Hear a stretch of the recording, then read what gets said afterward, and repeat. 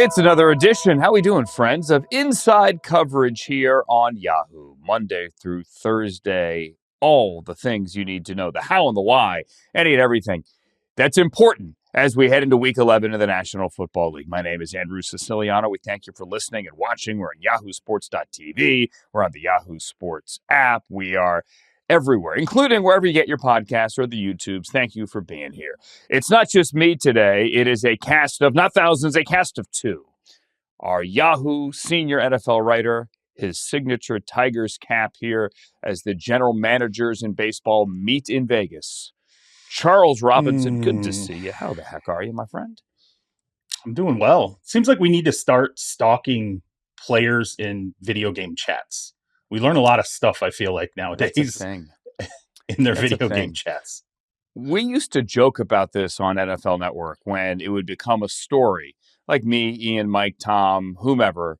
You know, it became a story that somebody unfollowed their employer on Facebook or they liked a photo of somebody criticizing the coach or suggesting this player should be traded. And this was always the thing of the offseason. And we were literally saying in the air, like, is this what our lives have become?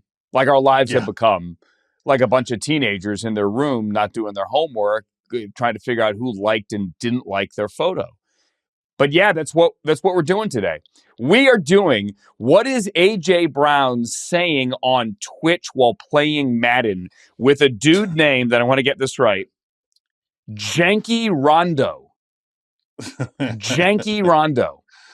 Breaking news from Janky Rondo.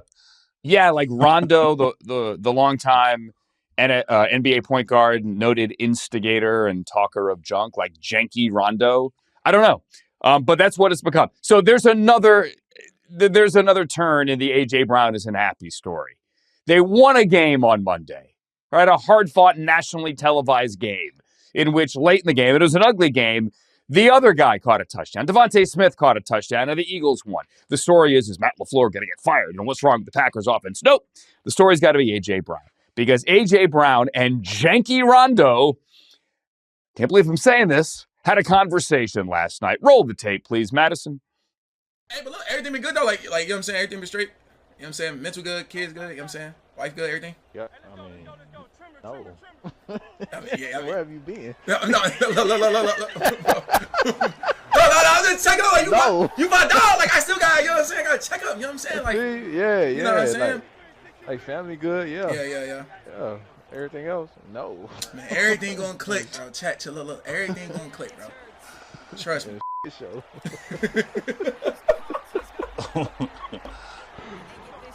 Hey, bro.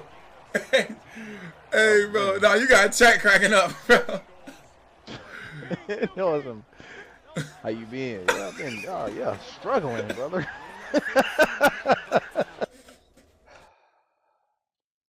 Janky Rondo, breaking news. By the way, tip of the cap. Put in the work for us. That's good. Tip of the cap to Janky Rondo. A.J. Brown, in the same stream, would later go on to say that if you have him in fantasy, get rid of him. Go ahead, get rid of him if you have him in fantasy. And then he would show his son, allegedly, like their stats on Madden. They're playing Madden. And like say, hey, like here's what the good stats look like. And again, I'm paraphrasing. Like, dude, what are you doing, A.J. Brown? I don't want to be the guy that's screaming in a box and calling out a player for bad behavior. But what are you doing? You won the game. Stop making it about you. Please, I beg of you. Because everybody is sick of talking about it.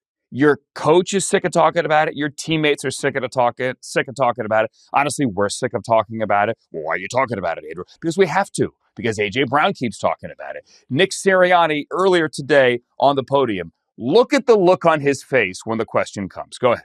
It was kind of business as usual with A.J. I mean, his latest comments, made it seem like it's not business as usual. Like, how do you kind of reconcile that with him? Yeah, guys, I'm close to being done answering these questions with this. Like, he's working hard, and he is a big part of this game plan, and it'll be a big part of the game plan going forward. And he's working like crazy when he's here, and I'm excited to have him.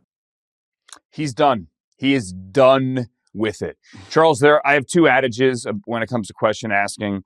The one I hate the most is how frustrating is it? Stop asking how frustrated a player is that they don't have stats or a coach that they don't have success.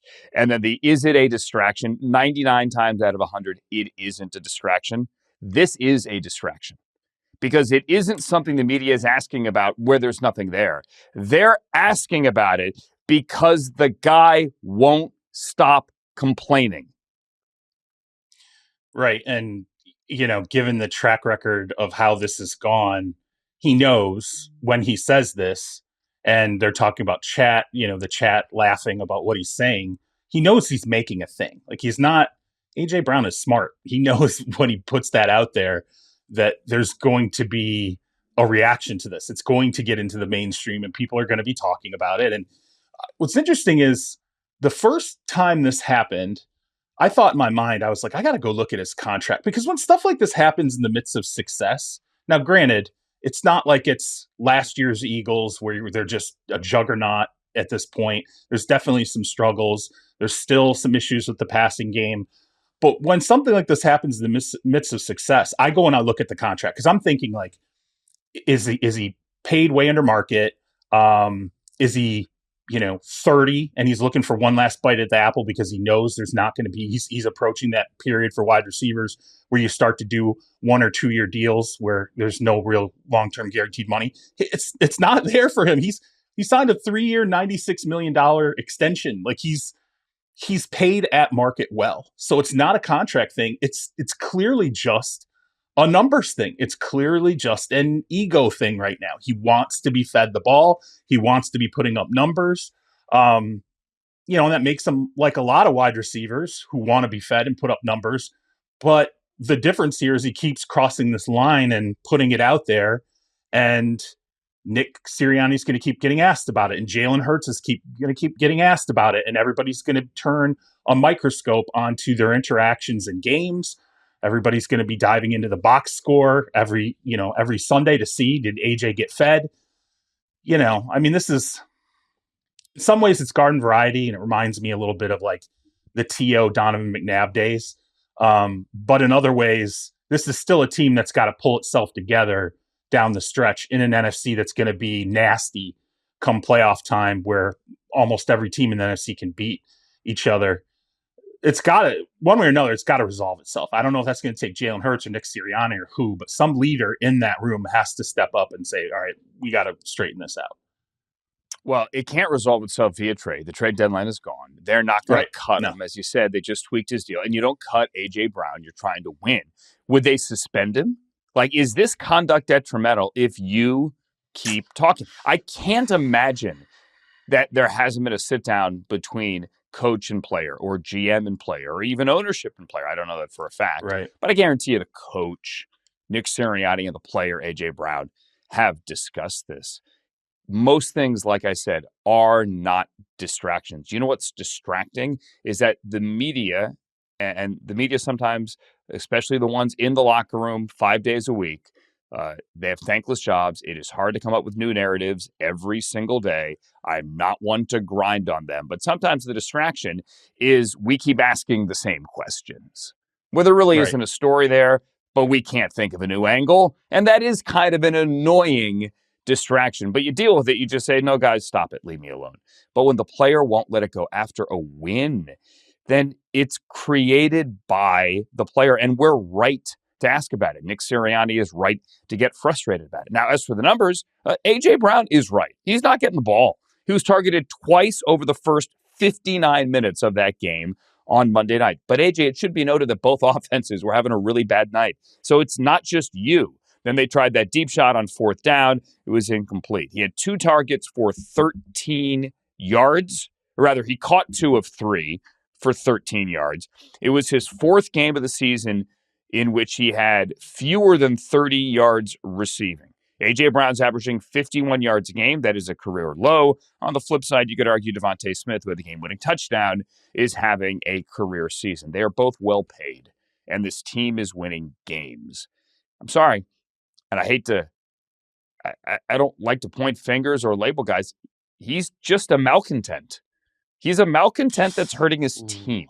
Now, maybe not in the win column or the loss column, Like they're 7-2. The road to the Super Bowl in the NFC could very well still go through Philadelphia.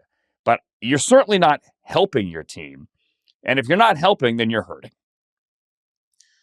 Oh man, malcontent. That is a heck of a statement. Am I wrong? When I think of how many times has this happened?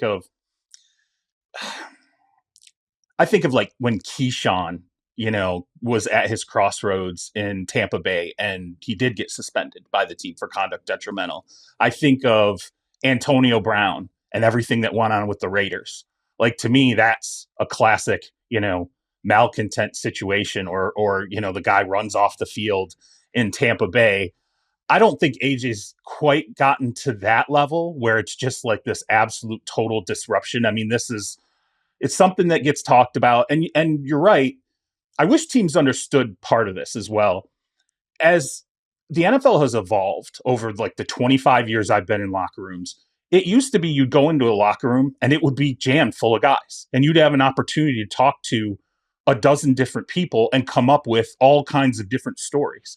Well, now the way the NFL locker rooms operate, they open it up and there's nobody in there. There'll be like 2 or 3 people in there. Not often will it be a starting quarterback who has designated days, right? It won't be, cornerstone guys that are in that locker room. So you walk out with not a lot to write about. So when AJ Brown does this, it becomes a story and Nick Sirianni gets asked about it. And, the less information you allow people to go and seek in your locker room, the more they're going to keep driving home these same old stories that you're sick of talking about. But, I don't know. I guess I look at AJ Brown and I'm like, he's, the squeaky wheel gets oiled. I've seen receivers do this before in different ways. He wasn't saying it directly to reporters, which I also feel like when you say it into a camera, when you say it into a microphone, and I'm being asked this question and it's going to be disseminated, across the media, that's a different sort of engagement. I guess I'm trying to give him a little bit of grace here. You're right. It is a distraction.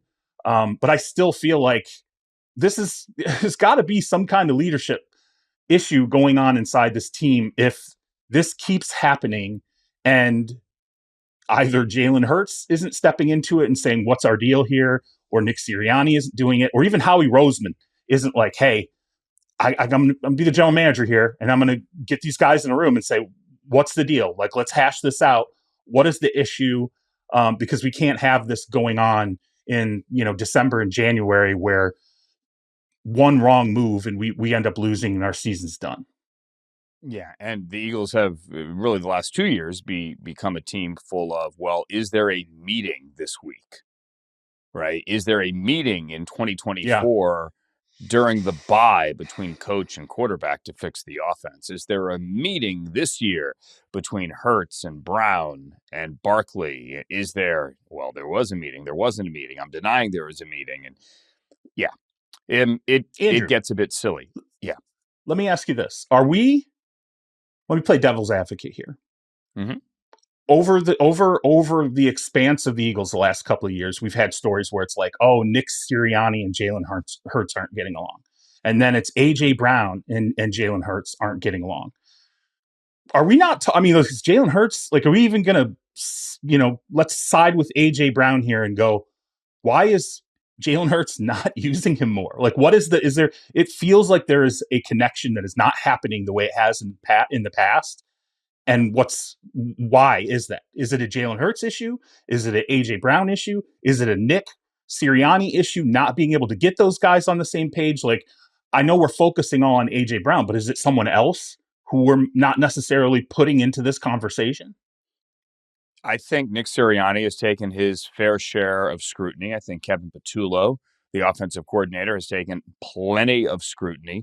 The offensive line has had a lot of injuries this year. The ground game, which you knew could not replicate or even improve upon the historic numbers it did a year ago, has clearly taken a step backwards, not just Saquon, but the ground game in general.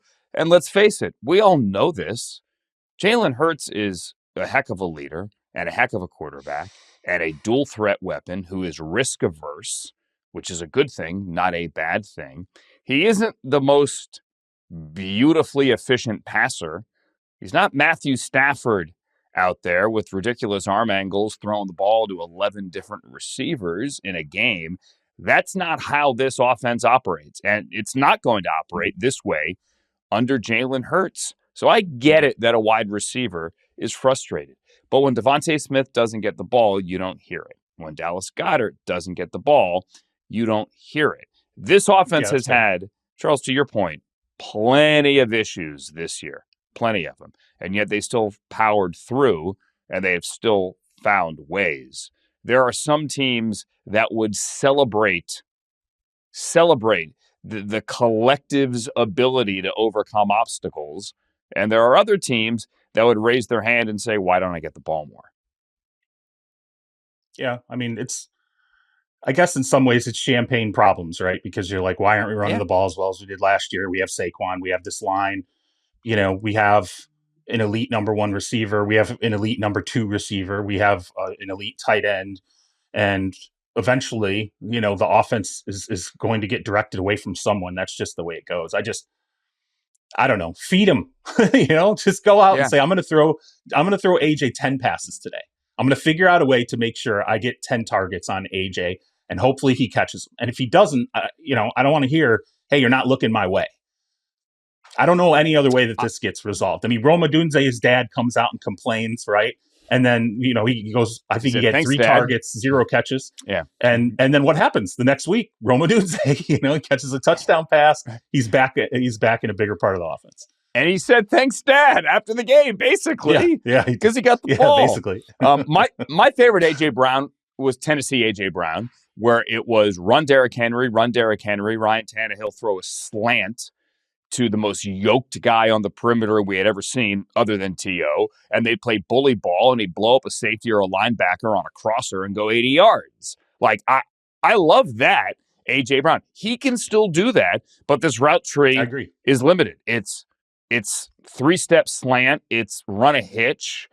I mean, there isn't a lot of creativity in this Eagles passing game, to your point, and maybe that deserves more scrutiny. I think it has gotten plenty of scrutiny, but then they win, and then people go on to the next crisis. All right, we're going to move on here quickly to Travis Hunter. You wrote about Travis Hunter, obviously, on Yahoo. We talked about it a lot yesterday with the injury and the word, well, we already knew the injury, but the word yesterday that he is done for the year. He is going on injured reserve. And I was very clear. I don't want to make this into a Browns won the trade. No.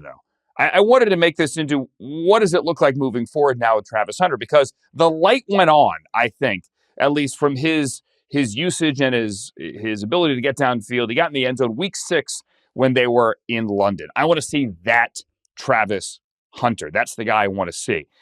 Charles, I'm curious what you think of what Liam Coen said today on the podium. You could read it a lot of ways, but it was interesting. I raised an eyebrow. Let's play that. Expect him to be your number 1 receiver and your number 1 cornerback at some point down the road? It's all that's very premature to answer at this point. You have a lot of confidence in the makeup, the person, the competitor, the athlete, the talent. Like I said, so many players have gone through minor setbacks for major comebacks, and that's been the complete message to him. Interesting. He was basically asked, you're going to use him the same way when he comes back next year. By the way, next year is a long way away. So you don't have to make a commitment. And Liam Coen kind of said the right thing, which was, hey, we're just worried about this kid getting healthy. Except he didn't exactly phrase it that way. And you could see the look on his face. It's almost as if he didn't want to commit to saying, yeah, he's still the wide receiver / cornerback that we drafted. Yeah, it felt like there was a but missing, right? Like, hey, we still believe in the talent. We still believe in the kid, the player, all these things. But this now has to be something we put into the calculation, which makes sense. Of course, you should calculate it. He's only going to play 7 games his rookie year. He's effectively still going to be a rookie, at least from being on the field. That standpoint, he's still going to be a rookie when 2026 kicks off. And we've yet to see what this rehab looks like, by the way, too. Players have setbacks in rehab at times. We don't know how long ultimately this is going to take. So I think that's something that's got to be put into the assessment. But, I wrote about this yesterday, and I said, my point that I really tried to get across was the two-way things, like, it's not off the table yet. The sky's not falling. And the reason why is a lot of thought was put into this by the Jaguars. Like when I went through their training camp and I spent some time with some members of the Brain Trust, and they walked me through kind of what their calculation was going to be with him on offense and defense and the edge it gave them versus every other team. You know, hey, maybe we'll play him 100% on corner one week.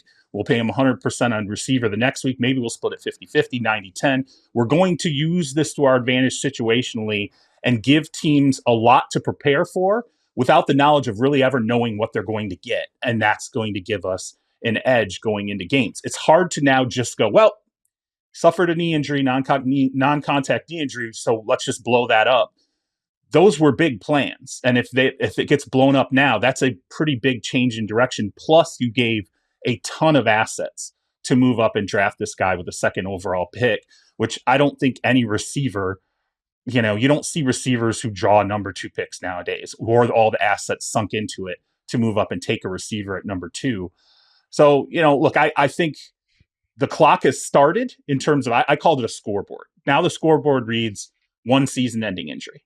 I think if there's another season-ending injury next year, it's done. Then it's just like, all right, this is a bridge too far. But I think they also might think this could be an echo from his usage at Colorado the last 2 years. I mean, the guy played 2,600 snaps, you know, in 2 years at Colorado. That's insane. It's insane. And maybe the silver lining is, well, he rehabs this knee and goes through this process. His body finally gets a rest, like a long rest, the longest rest he'll have had prior to playing college football at this point. Granted, he's rehabbing the knee as he gets that rest, but I don't think the sky is falling quite yet for the Jaguars. Yeah, and I don't think so either. And I'm rooting for him. I made that clear yesterday. But to your point, he averaged like 111 snaps, I think, a game. It's crazy. The last 2 years. And I talked to James Gladstone about this right before training camp. Like, they have the data. I mean, they coming from the Rams, I mean, he is analytically and data-driven as anyone out there. Yep. They knew how much they could push him. No one's blaming anyone for an injury. It was an injury in practice. It happens. We see it, unfortunately, every single week. But I do think it gives them, to your point, a chance to step back and reevaluate. If I had to choose, I'd rather see him at wide receiver, not just because this is a fantasy-driven world. I think he's electric as a wide receiver. As your second or third corner, he can still certainly affect the game. Any defense is pretty much only as good as your weakest corner, because that's the guy you pick on. Jaguars made a corner swap in the season when they traded out Tyson Campbell for Greg Newsome. He could be both ways, but I want to see him as a wideout. And if I had to choose from this, that's the direction which I would go. But you're not going to have to choose until next year. All right, coming up, there's a huge game in the NFC this week. I mean, big. Not just for the standings, the Rams and the Seahawks, but all the personal connections there this week as well. Most notably, some guy with a beard and a coffee company in Seattle named Cooper Kupp coming back to LA. We're going to talk to Quentin Lake, the Rams defensive back who has yet to take a break this year. We'll explain. Not a single break. He is coming up next. Also coming up, how did Joe Burrow look today in practice? Yes, that's officially a thing. You're listening to and you're watching Inside Coverage on Yahoo.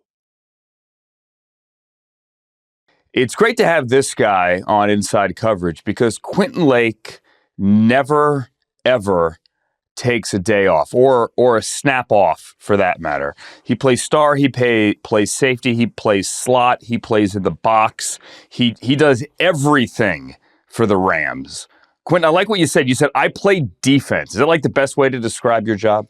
Yeah, that's the best way to describe it. I mean, you know, credit to really my coaches for believing in me and putting me in all those spots. I think, you know, without them, I would definitely not be in the position that I am today. But yeah, I just play defense. You know, I've been playing so many different spots really for the last 2 years. But I think that's kind of where kind of guys are heading, especially in the NFL. You look at guys like Kyle Hamilton, you know, me, Nick Emanwari, Brian Branch, the guys that can play these different spots.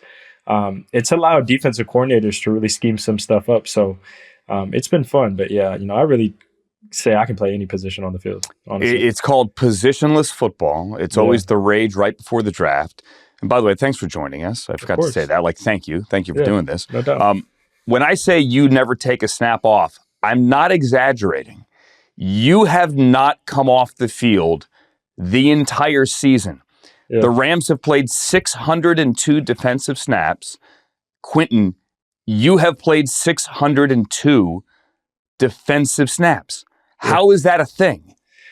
You know, I think the training staff does a really good job of getting our bodies right. One thing this offseason, though, that I would say 2 off seasons ago that was important for me was, spending the money on my body. It's huge. Your body is your resume. That's what I was told. And I didn't really understand that until probably my 3rd year in the NFL. And it was, just how you would spend money on any other thing, whether it's clothes or food or stuff like that. The same thing you have to with your body, because if you're not available, your best ability is availability. That's kind of like the golden rule, And I was like, I told the defensive coordinator last year, I was like, I don't really care where I play. I just want to be on the field. And that ended up turning into, hey, you're just going to be on the field for every snap. I knew I wanted to play all 17. Be careful what you ask for. I know. Be careful. Exactly. Be careful what you ask for. But I knew I wanted to play every game. But then it turned out to be, hey, you're playing every snap, which was awesome. I'm on goal to do the same thing this year. I just feel like if I'm out there, I can really help guys. It's not just about me being able to make a play. I always thought that too. Hey, if I'm out there, I will make a play some way, somehow. But also, I feel like I can affect and influence the guys around me to help them also make plays, to help them get in line, to really see our defensive unit as 11 as one. So that's kind of my mentality of, obviously want to play every game, but then playing every snap. That's been huge for me as well. Do you talk smack to guys like Cam Curl's come off the field for like a dozen snaps? Nate the landman for like 50 snaps. Do you give them grief when, God forbid, they go to the sideline and get a break? No, I don't. Because sometimes it's, they can't control that. There's a lot of different packages that we have on defense. Sometimes, they'll be subbed out just because we have a different defensive package.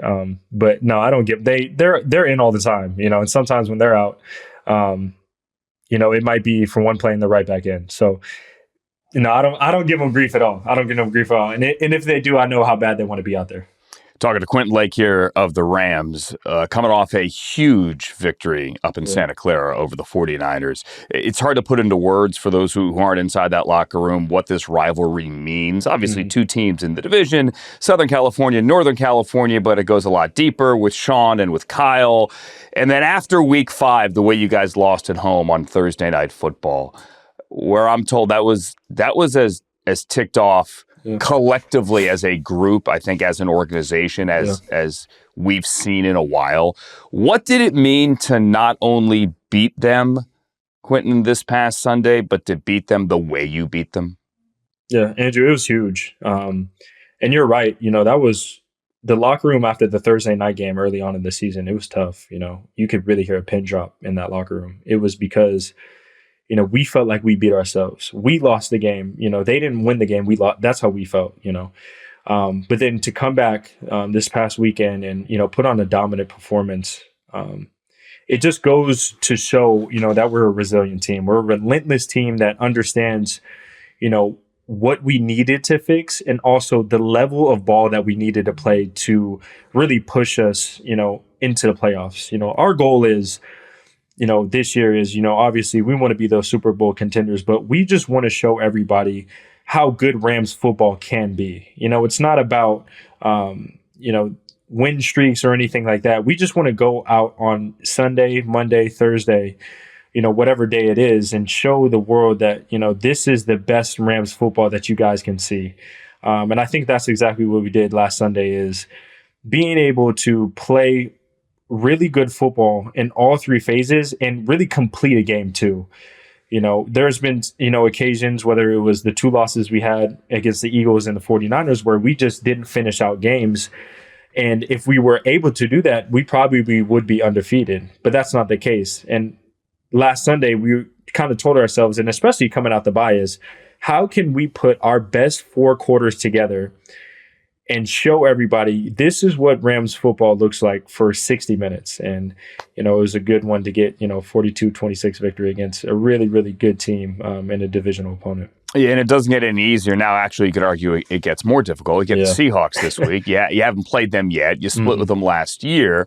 They're everyone's darlings, and obviously you put on the tape right now. You can see why. I don't want to ask like big picture. What do they look? We know what they do well. Yeah, and we know that Sam Darnold is on a heater right now. So too is Matthew. Obviously, get them in a second. But this seemingly, Quentin, is a different Sam Darnold than the guy that you terrorized in Arizona last year in the wild card round. Yeah. How is he different? Yeah. I think Coach McVay talked about it a little bit earlier this week. Just as a team in general, they're a complete team. You look at offense, defense, and special teams, they can hurt you in all three phases. But Sam Darnold, as a quarterback, he had a lot of success last year in the Vikings. They were almost undefeated until they played us that Thursday night game. But you look at the resume that he put together last year, it's like, okay, he was, this is a quarterback that is really, really, really talented, really good. And then this year, you put some weapons around him, JSN, Cooper Kupp, AJ Barner, guys that have been able to really help him. I mean, he had weapons last year too, but this year you can kind of see, you get a full off season. The coach is asking him to do a lot, but he's doing it at a high level. He's moving around in the pocket. He's anticipating throws. He has a great arm throwing. I think he has, the most explosive air yards in the NFL. So he's had a lot of success, and, JSN has had a lot of success too. So I see a guy that's out there confident, that a guy that's out there that, has trust in the dudes around him. And, it's a scary sight. You watch him on film, you're like, I kind of understand why they've been rolling, why they've had this success.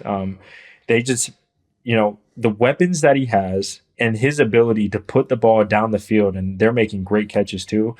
I mean, that's dangerous. And me as a defender, it's my job to say, how can we eliminate that first and then play everything else? But, I respect his game. I really do, because I saw it last year and I was like, I respect it. But then to see what they're doing, especially now too, especially what he's doing, has been awesome to see. So it's going to be a tough challenge this Sunday for sure. How weird is it going to be lining up against Cooper?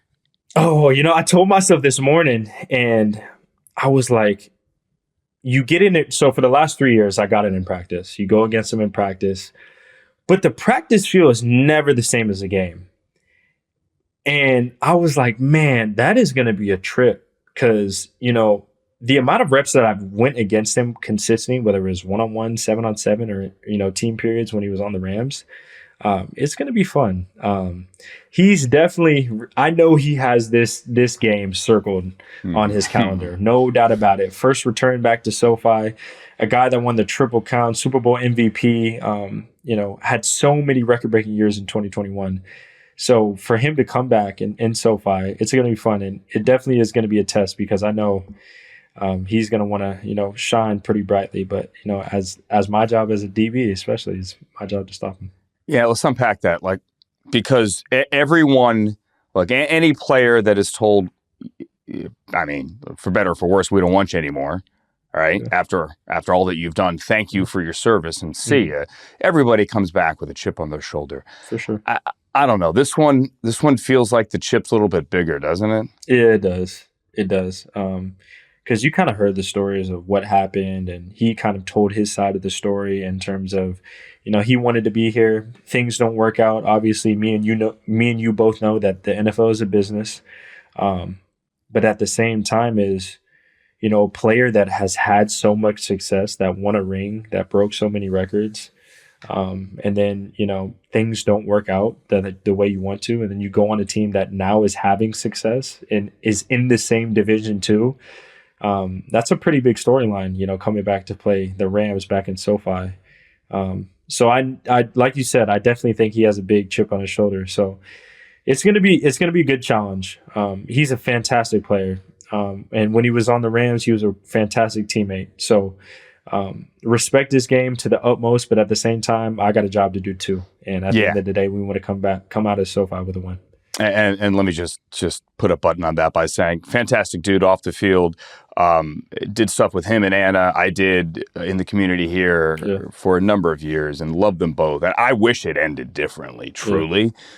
We all wish it ended differently. I was happy that, before this one, he had a big game last week. Good for him. Mm-hmm. Like, it's good to see him get back on the field. It's good to see him make plays again.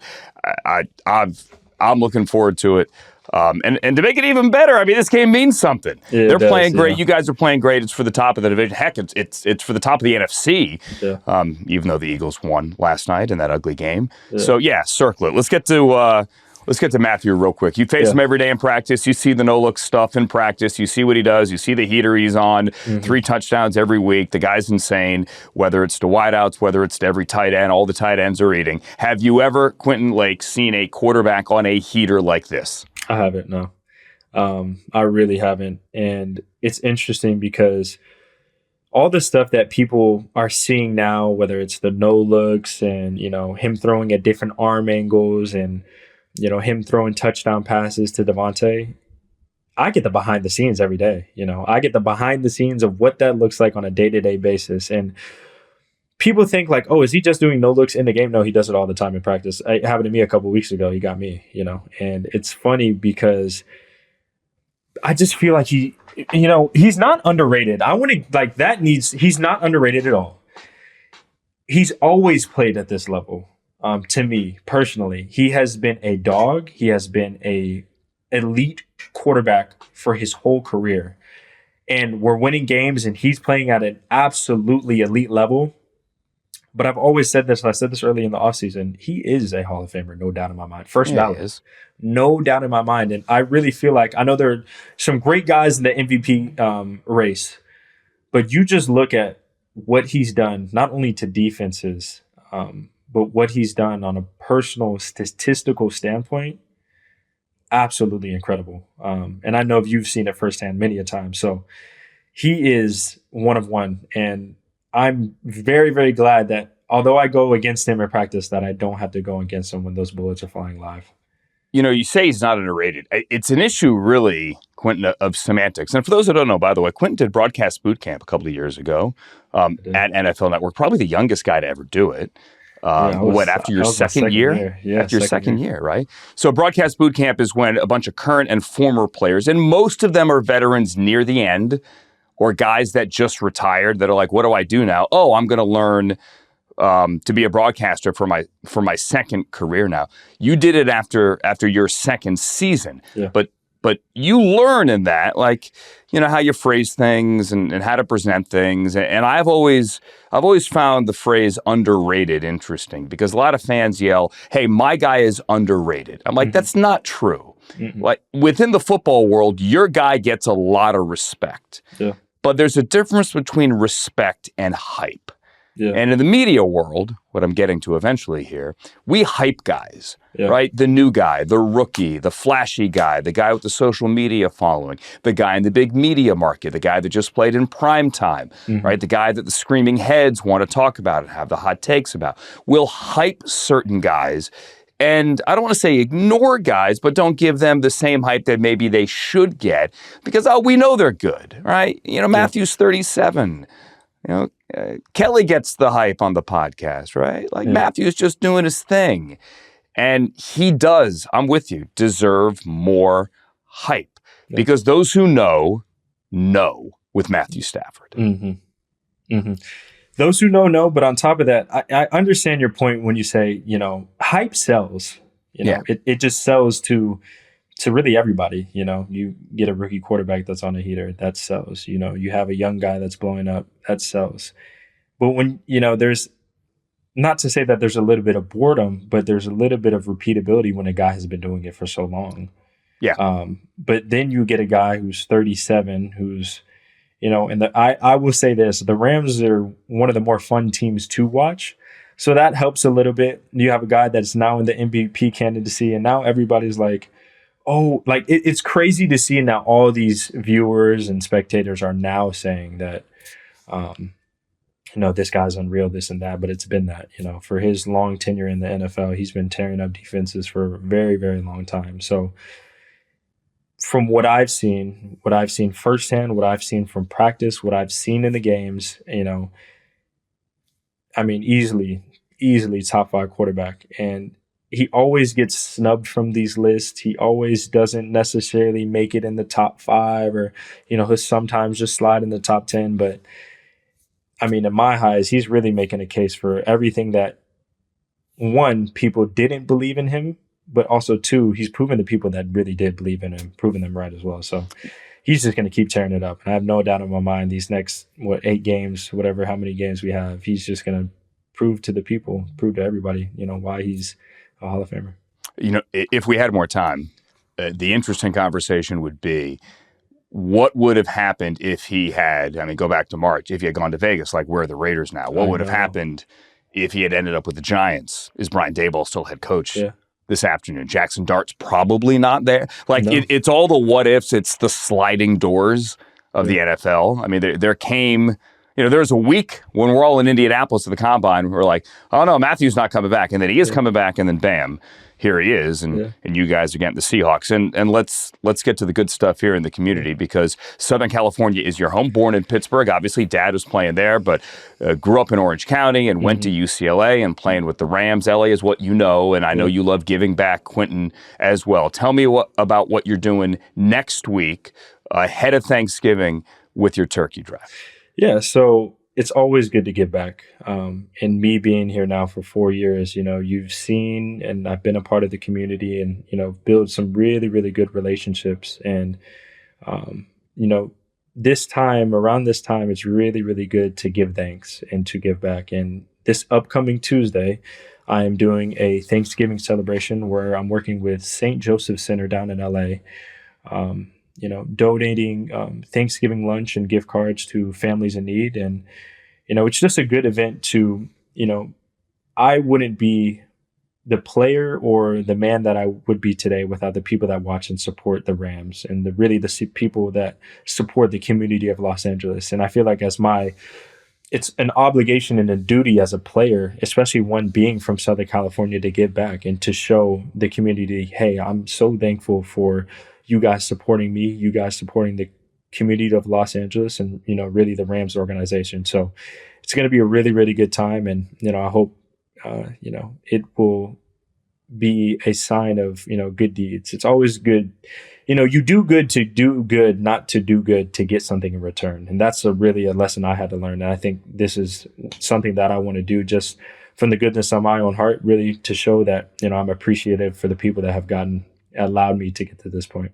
Well said. Well done, man. Pay it forward. It's always a good thing. Pay it forward. And I know you've done not just this, but so much with Molly Higgins, the head of community relations, who's a rock star in her own right here in LA with the Rams. I'm glad you're doing this. I'm glad you're having a great season as well. Take a break. Tell Chris Shula you can come out every now and then, will you please?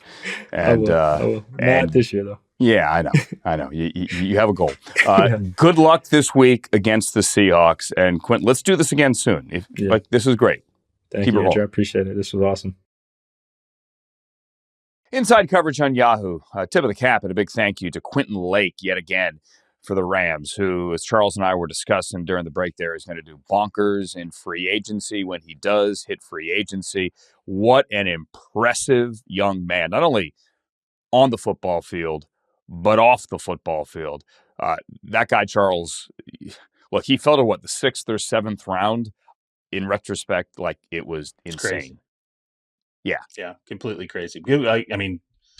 Might be the number one free agent when he hits the market. It's say that again. Might be the number one free agent. I think there's a chance he's the number one free agent when he hits the market. I think there's going to be amazing 10 teams that could be in on him. When he gets free, you have to wonder. The Rams are sitting there you got to make a decision here with him. I don't know that you can let him go. I can't. It's crazy to me. He's played every snap. That's absolutely hasn't come off the field. There's Malachi Starks. I'm getting ready for a Ravens game this week. Malachi Starks, the rookie out of Georgia, has played between 580 and 600 snaps, which is absurd. Quentin Lake has played more and has not come off the field. Period. Anyway, I digress. Let's talk about a guy that is back on the field this week in Cincinnati. There are some eyebrows raised because no one thought this was happening on Monday when the Bengals announced, hey, we're opening the window for Joe Burrow. Get back out there and see what you can do. He got injured in September. You thought he might be out for the year. It's a toe. It's bad. Well, he practiced. Here's Zach Taylor Wednesday with a review of said practice. How do you think Burrow looked on Monday? Really sharp. You know, I had not watched him throw. He'd been doing that with the trainers, so seeing him live on Monday, get a chance to do that, I'm not gonna say I'm impressed because that's how it always looks, but he was really sharp. Did it look like he had been coming off an injury? I mean, how much could you tell? No, not from a throwing perspective. I mean, everything was in the pocket. There wasn't, it wasn't 11 on 11, so he wasn't required to move. He did his normal movements. Do the ball nice, and so for now, that's where we're at. Like I said, we're not doing any 11 on 11. We'll have a really good progression plan for him as part of his rehab, and we'll go from there. And you could see Joe Burrow back on the field in a couple of weeks. The question is, do you risk it? Like, where's the season? Charles, you weren't here for the conversation that Jory and I had a couple of days ago, but I was adamant. And I know the Bengals defense is still awful.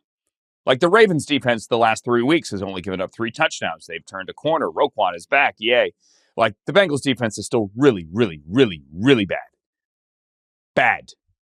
Like, we've seen them blow historic leads. They lead the league in missed tackles by like 40. They are awful. But if they can beat the Steelers this week, and it should be noted Joe Flacco is still not practicing, but if they could sweep the Steelers this week, they'd be 3-0 in the division, and they would be only 1 game back in the win column behind either the Steelers or if the Ravens were to win, the Ravens would be in first. And I'm telling you at that point, you are 12 days from Thanksgiving, and you better believe Joe Burrow's coming back. Yeah. I mean, I saw a video of him, practicing, kind of running around, stretching, bouncing around.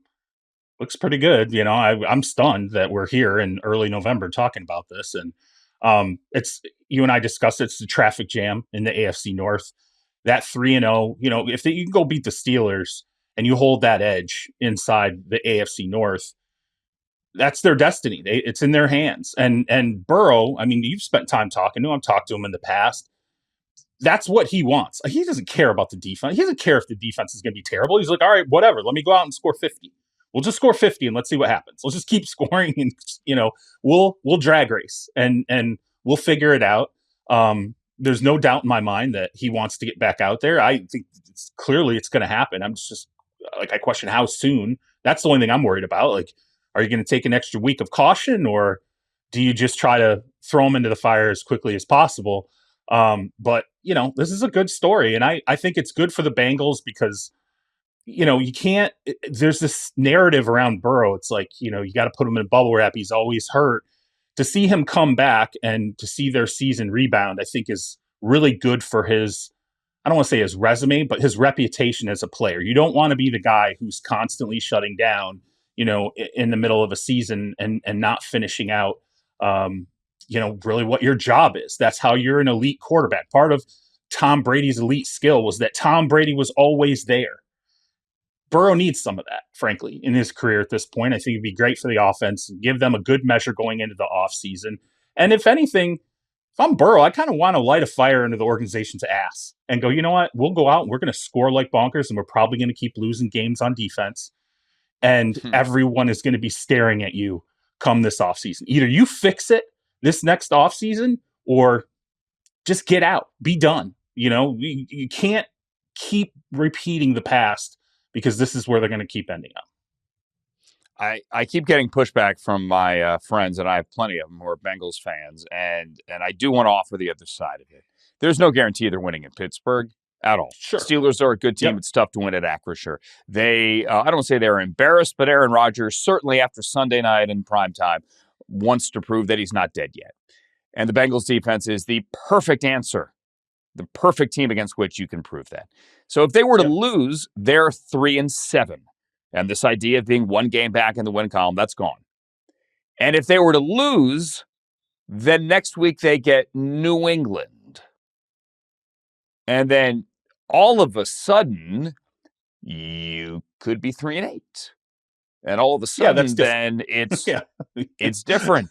And why are we throwing Burrow out there on Thanksgiving night when it's probably going to be 22 degrees in Baltimore? Why are we doing this to him with that offensive line? Like, this narrative can very easily go the other way. I'm not trying to suggest that this guy's about to ride them all the way to the Super Bowl. I'm not saying that. I'm just saying that it's just how quickly these narratives can change. If they were to do it this week, it would be fascinating. And if not, then you very well could be looking at it's 3-8. Is Zach Taylor? Are the Sharks circling Zach Taylor or Duke Tobin, for that matter? Is Joe Burrow giving the frustrated press conference when asked, "Hey, Joe, they have a decision to make. Maybe they don't put you back out there. Why should they put you back out there?" And he has to get defensive and try to make an argument for playing football. That's a very real scenario as well. You can't. Here's my thing, though. Even if they are, let's say, 3-8, are you really just going to shut down a player? Are you going to say we're just scared? To me, if I'm Joe Burrow, I'd be more affected.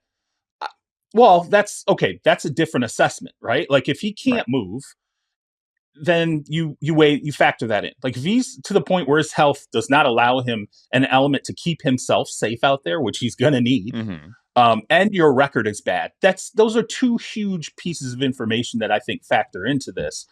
If he can move, though, and your record is bad, if I was Joe Burrow, and I think this is the type of person he is, I would be so offended at a team coming and saying, "Our record sucks.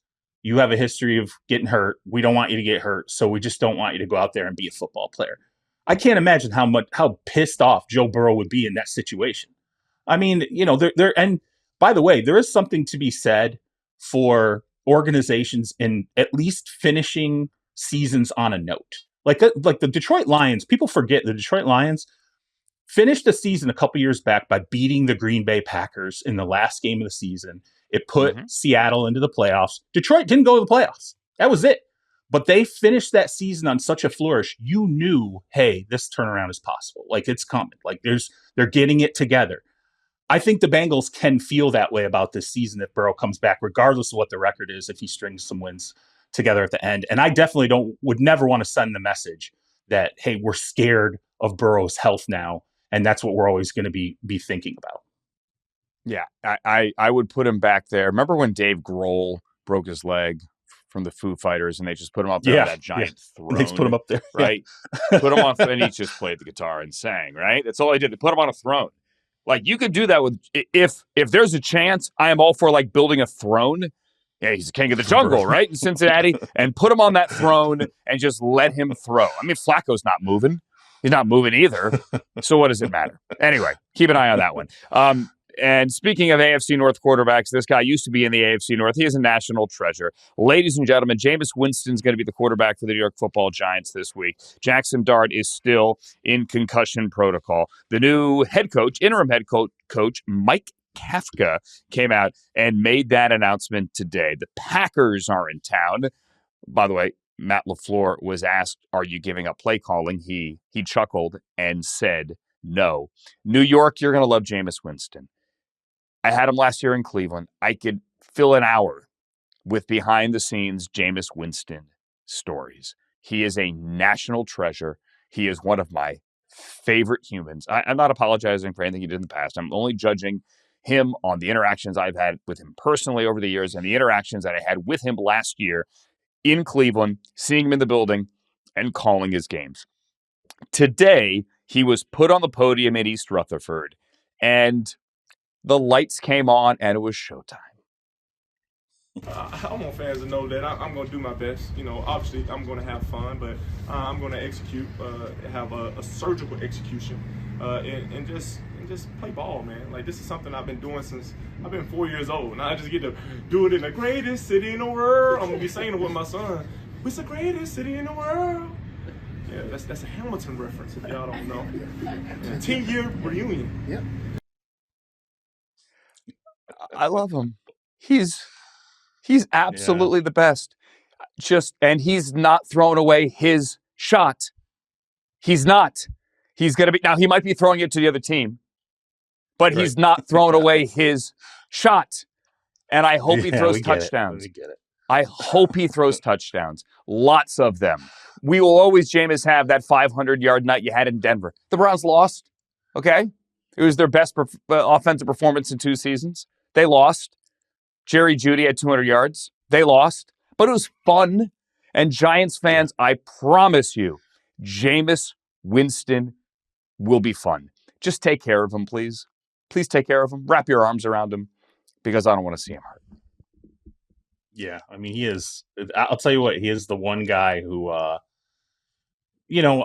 always, when I see players from afar and I kind of feel like, okay, this is an act. He's really not this kind of a person. Like, as soon as the lights turn off, this goes away. Actually, that actually is really who he is. Like, that's how he is. It's just real. And again, I'm with you. I mean, whatever. I'm not going to apologize for things in the past with him. But the person that he is in every locker room, that's always resonated, for me, everywhere he's ever been. When I talk to, whether it's coaches or front office people or players who played alongside him, they all love him. They all have a great time with him. They all feel like, he always has some message or he's a net positive, like everywhere he goes. And like you said, he's fun and he's competitive too. That's the thing. It's not like he just goes out there. It bothers him obviously when he throws interceptions, but he's not throwing interceptions. It's aggression. Like he does have a brand of football aggression on offense that drives people crazy, but it's a heck of a lot better than, I mean, no offense to Jake Browning, but it's good. You could do much worse at backup quarterback in terms of having a guy come in and immediately make your offense vertical. Yeah. Is it sustainable? Probably not. No. But is it fun? Is he exactly the guy that you want on your bench to 1, A, motivate, B, bring people together, and C, in case of emergency, if you break that glass, you might be okay. You might be okay for a little bit. Like, he will get you out of the burning building. Now, you might burn the building back down 3 days later, but he'll get you out of that burning building, and he'll do it with a smile on his face. I'm trying to think. So last year we're in New Orleans. Jameis is going to be the starter. We, meaning the Cleveland Browns. And it was, remember, he had played a couple of years in New Orleans, beloved there. He looked like he was going to have a shot as a starter. Obviously, that did not happen. And, sorry, Charles, we get off the bus. We pull up to the back of the Mercedes-Benz Superdome. And let's face it, it's not the world's best building. You're getting off the bus and climbing up the steps into a loading dock, whatever. All I can tell you is there were people on the loading dock, stadium workers, all holding their phones out, FaceTiming with loved ones because Jameis is back. He and I walked through the metal detector together. He was right in front of me. And then headed right, and then you turn right to go down the tunnel towards the locker rooms. They had a rope set up there. And there were, Charles, I'm not kidding, dozens of stadium workers who had left their posts or who had come in early up against the ropes that had been set up to take photos of Jameis. Yeah. Like they were so unbelievably and sincerely happy to see him back in their building. And that is the energy that he brings everywhere. And hopefully it's energy because the Giants have had some bad energy the last couple of weeks, clearly, that he can bring to that building. So I'm happy for the guy. I'm going to go pick him up in fantasy. Speaking of which, my deadline is 2 hours and 45 minutes away in my league. I'm not speaking for all. Oh, boy. Not speaking for all Yahoo fantasy leagues. Yeah. We have a waiver league. Sorry, I got something caught in my throat. We have a waiver league, and you got to get the waiver claims in by 6 o'clock on Wednesday. And then my commissioner always forgets to run them, but then we have to in the text chain say, hey, dude, we're an hour before kickoff on TNF. Can you please run waivers so I can find out if I didn't get this guy? That will help me lose my week because I've been on a losing streak these last 3 weeks. The Clowns have now fallen to 5-5. That's not their full name. If you've seen Office Space, they are the No Talent Clowns. That's the name of my fantasy team. Do you get that? I get it. Yeah, I get it. Yeah. Okay. So that's it. That's Charles. I'm Andrew. Isaac Rochelle coming up tomorrow? Maybe. tune in. Also, our full Week 11 preview show. We will see you then. For Charles, I'm Andrew, and for Jory and Frank and Ben Oren here today, thank you for listening to and watching Inside Coverage on Yahoo.